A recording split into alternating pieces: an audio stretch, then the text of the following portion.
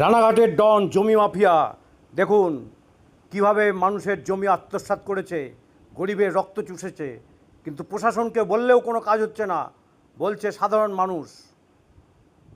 রানাঘাটে কিন্তু প্রশাসন ঠিক করে কাজ করছে না, এটা বলছে সাধারণ মানুষ। দেখুন কি বলছে, তাদের থেকে শুনুন। ঘটনাটা বলুন। পর্বত কীভাবে কি নিল এটা? এটা পর্বত খাস অবস্থায় পড়েছিল, তো হঠাৎ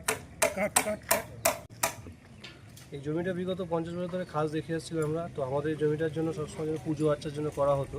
তো হঠাৎ 2024 সালের লাস্টে দেখি পাঁচিল তোলা হয়েছে। তোলার কারণে এবার তারপরে আমরা খোঁজ করি যে কে কী বৃত্তান্ত, মিস্ত্রিরা সেটা বলতে পরে কি যখন জানতে পারি যে এরকম পর্বত বলে একজন মানে গোপাল ওরফে তিনি এই জায়গাটা নিয়েছেন। তারপরে সেটা আমরা বাধা দিই, মালিক আনানোর চেষ্টা করি, তো মালিক দেখাতে পারিনি। বিগত এত বছর ধরে কেউ মালিক দেখাতে পারিনি। তো এই নিয়ে এই সমস্যার সঙ্গে এই সমস্যার সমাধান আমরা চাই সবসময়ের জন্য। এই জমিটা যেন রিলিজ করে দেওয়া। তখন আমাদের ধমকি অনেক কিছু দেওয়া হয়েছে, প্রাণনাশের চাপা দেওয়ার চেষ্টা করেছে, বাট আমরা কিছু করতে পারি তখন। আচ্ছা, ও কোনো দল করতো? হ্যাঁ, কি কোন দল? টিএমসি করতো। পর্বত গোপাল বলছেন নাম? পর্বত সবাই ডাক নাম হিসেবে গোপালের ভালো নাম। আচ্ছা, আপনাদের এই জায়গাটার নাম? এই জায়গাটা কুমুদনগর। কুমুদনগর রানাঘাট নদী। এটা 14 নম্বর ওয়ার্ডের মধ্যে। তা আপনারা এটা আপনাদের কাউন্সিলর কি করেছে? 14 নম্বর বাপ্পাদাকে জানানো হয়েছে, সে কোনো স্টেপ নেয়নি, বলে সেও পিছিয়ে গেছে। আমাদের সবাইকেই সবার হাত ধরে এগানো হয়েছিল, কিন্তু কেউ কোনো স্টেপ পায়নি। আমরা এই মালিক তার হাতে যাতে তুলে দেওয়া হয় জায়গাটা ন্যায্যভাবে, সেই জমিটা আমরা এতদিন ধরে তা কোনো মালিক বলতে কিছু কাউকে দেখিনি। আমরা এখানে পুজো পার্বণ, আশেপাশে সভা অনুষ্ঠান এখানেই হতো। তাই আমরা বলেছিলাম অনুষ্ঠান যে এখানকার পাড়া প্রতিবেশীর জন্য এই জায়গাটা রাখা ছিল, কিন্তু এরা জোর দখল করে রেখে দিয়েছে। আপনারা অভিযোগ করেছেন থানায়? থানা কোনো স্টেপ নেয়নি এখনো পর্যন্ত, কোনো স্টেপ নেয়নি। আচ্ছা, এখন আপনারা যাবেন থানায় অভিযোগ করবেন? এখন আবার যেতে হবে?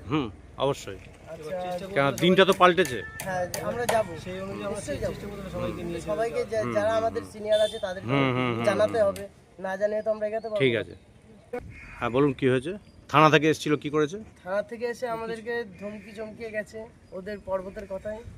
পর্বত, বিভাস, সুজয়, নির্মল বিশ্বাস, এরা সবাই আমাদেরকে চমকিছে, ধমকিছে। এমনকি আমরা বাবু জেঠু, পার্থ সারথী চ্যাটার্জি, তার কাছেও জানিয়েছি। দেখছি ব্যাপারটা, তারপরে সে কোনো স্টেপ নেয়নি। আমরা সবার দরজায় ঠকঠক করেছি। বলছি তখন তৃণমূলের সরকার ছিল, তাই তো? তখন তৃণমূলের সরকার। বাবু জেঠুর ওখানে গেছিলাম কিছুদিন আগে, মানে তখন কি বিজেপি সরকার? বিজেপি জেতার পরে। আচ্ছা আচ্ছা, তাও কোনো ফল পাইনি। আচ্ছা, এরা আমরা অনেক দিন ধরে এরকম করেছি, কিন্তু এরা সারা যতদিন এখানে এসেছে ততদিন আমাদের চমকানিতেই রেখেছে। এখন কি চাইছেন? আমরা আগের জায়গাটা যেরকম ছিল সেরকমই থাক, আর যদি কার কোনো মালিকানা থাকে তাহলে সে নিক। যে মালিক সে নিক, আর না যেমন করেছিল তেমন করে থাক। সবাই ব্যবহার করতো, সবাই ব্যবহার করতো।